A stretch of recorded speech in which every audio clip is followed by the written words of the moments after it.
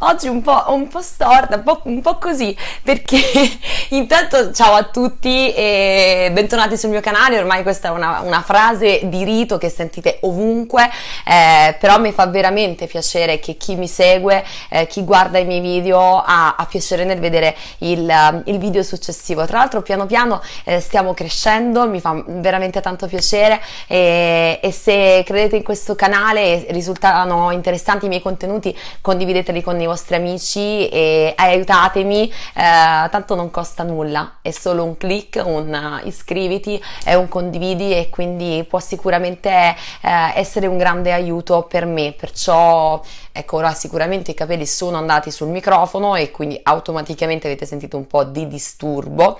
In ogni caso andiamo al dunque e giungiamo al tema di questo nuovo video: piangere a comando.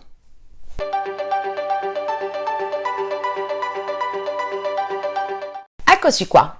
Allora, il tema che sto per affrontare sarà un video non necessariamente lungo, perché vorrei fare chiarezza su molte persone che mi chiedono come fa un attore a piangere in scena.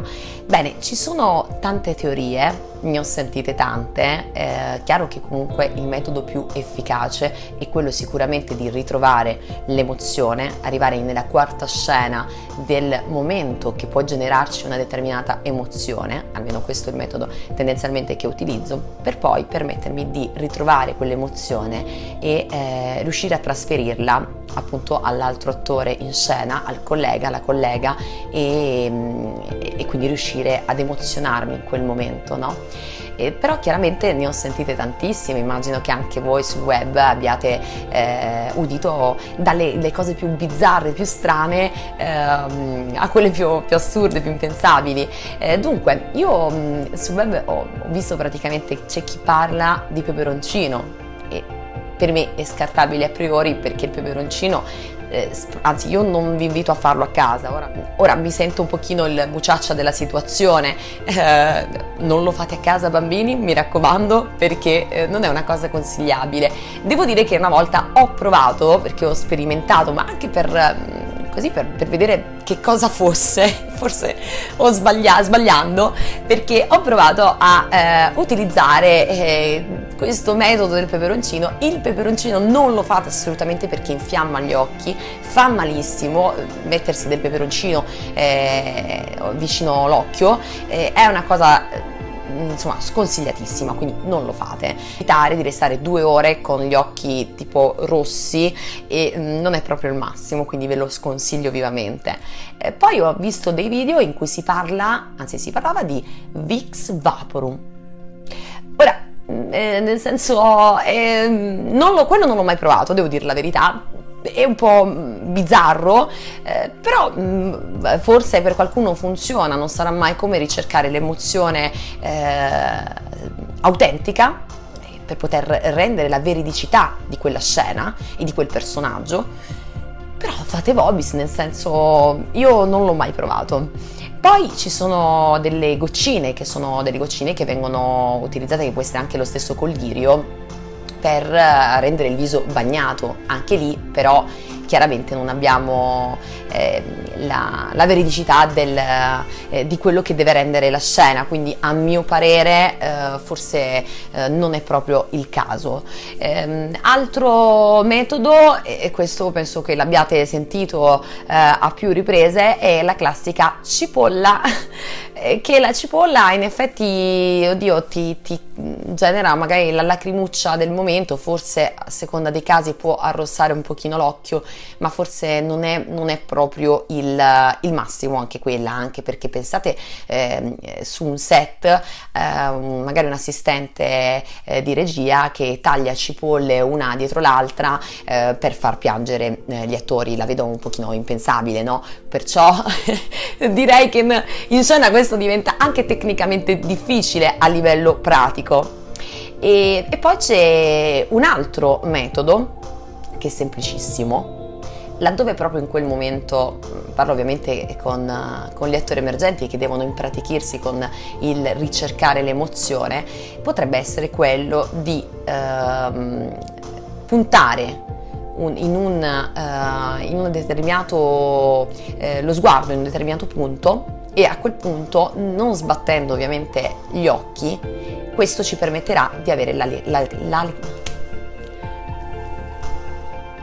puntare lo sguardo in un determinato punto, e a quel punto, senza sbattere gli occhi, riusciremo a generare la lacrimazione.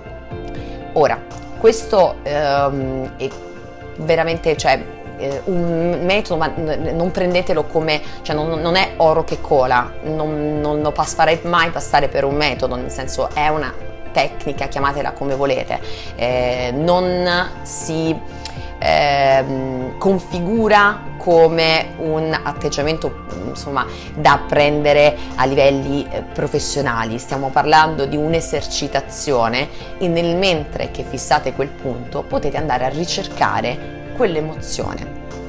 Possiamo fare una prova.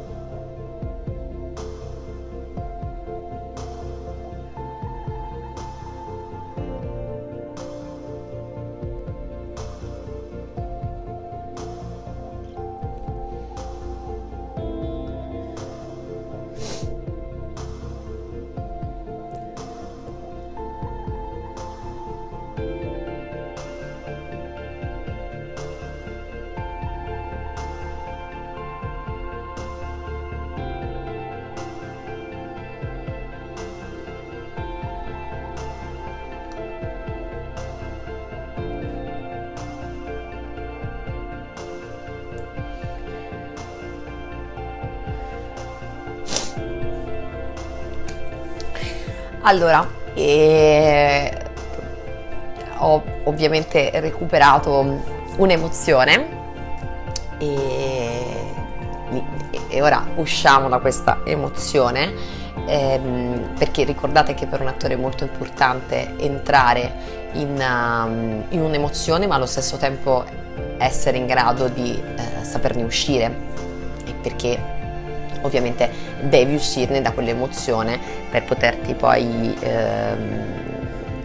per poterti medesimare appunto in un'altra situazione, in un'altra emozione. Era molto forte la cosa che sono andata a recuperare, però insomma vi ho dato dimostrazione che è possibile farlo, Assolutamente, sembra, è una domanda che ci fanno spesso, che a me fanno spesso: come fai a piangere in scena? E l'unico metodo possibile è sicuramente quello di recuperare un'emozione, collegando ovviamente sia il cuore che la mente. Ehm, quindi per avere un effetto reale, perché poi è quello, la recitazione è realtà, non è pantomima, non è farsesco. Si può essere macchiette, si può essere farseschi, ma se stiamo parlando soprattutto di comicità, dell'enfatizzazione di determinate cose, più probabile a teatro, sicuramente non al cinema. Perciò questa è stata una piccola dimostrazione, spero di, insomma, aver chiarito dei dubbi sull'argomento e di aver dato, insomma, qualche chicca in più probabilmente rispetto al piangere a comando. Io vi ringrazio per l'attenzione per questo video, vi rinnovo l'appuntamento al prossimo video e iscrivetevi al canale. Ciao a tutti, ciao, alla prossima. Good stuff.